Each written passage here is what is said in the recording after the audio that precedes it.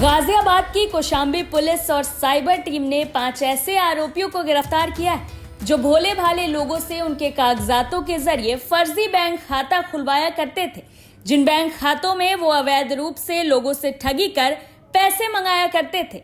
दरअसल कौशाम्बी पुलिस को ये सूचना मिली थी कि कुछ लोग दिल्ली एनसीआर समेत गाजियाबाद में लोगों के कागजातों के जरिए बैंक खाता खुलवाकर उन बैंक अकाउंट में फर्जी तरीके से लोगों से ठगी कर लाखों रुपए मंगाया करते थे और उन बैंक खातों के एटीएम से ट्रांजैक्शन कर मोटी रकम विड्रॉल कर फरार हो जाया करते थे।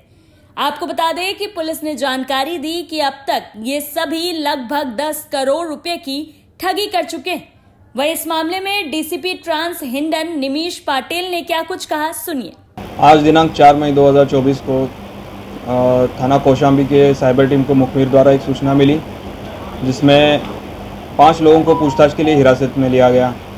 उनकी तरफ से कई फर्जी मोहर, 10 मोबाइल फ़ोन, एक टैब, 41 बैंकों के एटीएम कार्ड और क्रेडिट कार्ड, 5 चेकबुक, फर्जी वोटर आईडी, पैन कार्ड, आधार कार्ड, ये इनसे बरामद किए गए। इनसे पूछताछ की गई तो इन्होंने बताया कि ये सोशल मीडिया के बहाने लोगों को प्रलोभन देते थे कि आप इन्वेस्ट कीजिए, इसका आपको ज़्यादा रिटर्न मिलेगा। शुरुआत में कुछ स्टेप्स में ये उनको रिटर्न भी देते थे और बाद में बड़ी अमाउंट जब उनसे लेते थे तो इनको रिप्लाई देते नहीं थे और ग्रुप बंद करके गायब हो जाते थे। इसी तरह से ये लोगों से ठगी करते थे। ये टोटल 5 अभियुक्त हैं, जिनके नाम आकाश, मनोज, अमरेश, नीतीश और नमन जैन हैं। ये इनके द्वारा जितने भी लोगों को फंसाया गया है, इसका कुल अमाउंट लाखों करोड़ों में हो रहा है, जिसके बारे में अधिक जानकारी की जा रही है। सर, इस फर्जीवाड़े में किसी की शिकायत के आधार पर पुलिस ने इन्हें पकड़ा है कि कुछ? जैसे थानों में साइबर से रिलेटेड बहुत ज़्यादा कंप्लेंट्स आती है, लेकिन इनको ट्रेस करना काफ़ी मुश्किल हो जाता है। तो इसी विवेचनाओं में जो इन्वेस्टिगेशन चल रहा था, जिसमें हमारे जो मुखबिर लगे हुए थे, उसी मुखबिर ने सूचना दी और उसी के आधार पे इनको पकड़ा गया है। सर, जैसे कंपनी बताया आपने कि फर्जी कंपनियां बनाते थे, तो इसके कार्यालय भी यहाँ खोले गए थे कि गाजियाबाद में, नोएडा में, आसपास कितने कार्यालय बनाए गए हैं और जो जमीन इनको मिलते हैं, ऑफिस मिलते हैं, तो किस आधार पर ये ऑफिस मिल जाते हैं?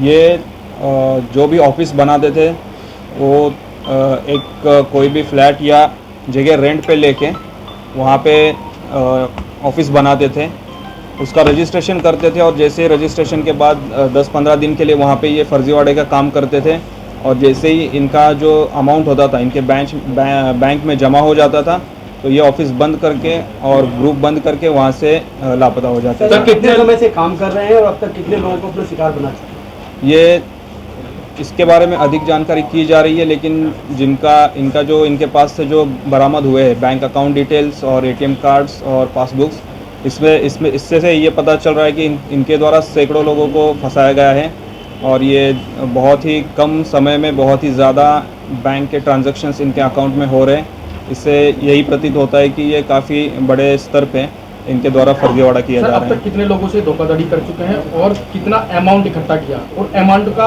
ये ऐसा काम किस लिए कर रहे थे, पैसे की किस लिए आवश्यकता थी? देखिए, जितना अभी हमारी विवेचना हुई है, जितना पूछताछ में इन्होंने बताया है, इसमें अभी 4-5 अकाउंट्स के बारे में हमने चेक किया है। इसमें करीब 20-25 लोगों द्वारा इनको फंसाया गया है और बाकी अभी इनके बहुत सारे अकाउंट्स हैं जो अभी हमने ट्रेस नहीं किए हैं, जिसमें और भी लोगों को इन्होंने फंसाया होगा, वो अभी विवेचना में सामने आ जाएगा। सर, सामान्य जीवन में भी कुछ और काम कर रहे थे कि इनका मूल रूप से यही काम है? इनका यही काम था। ये एक ऑफिस 15 दिन के लिए ऑपरेट करते थे, फिर वो ऑफिस शिफ्ट करके नई जगह पे फर्जी कंपनी डाल के, यही इनका काम था। सर, आपराधिक इतिहास भी कोई इनका रहा है? इनका कोई आपराधिक इतिहास नहीं। इनका प्रोफाइल क्या है सर? ये इनके प्रोफाइल के बारे में जानकारी की जाए। सर, लगातार साइबर क्राइम लगातार बढ़ रहा है, उस पर क्या संदेश देना चाहिए? साइबर क्राइम के लिए जो भी साइबर अवेयरनेस के मैसेजेस आते हैं या जो भी आपको सोशल मीडिया या पुलिस या प्रशासन द्वारा हमेशा बताया जाता है कि साइबर के लिए अवेयरनेस काफ़ी ज़रूरी होती है, तो कोई भी आपको प्रलोभन आता है कि इतना इन्वेस्ट करने के बाद इतना आपको रिटर्न मिलेगा, इसमें आपको विश्वास तुरंत नहीं करना चाहिए, उसको वेरीफाई करने के बाद ही उसमें इन्वेस्ट करना चाहिए।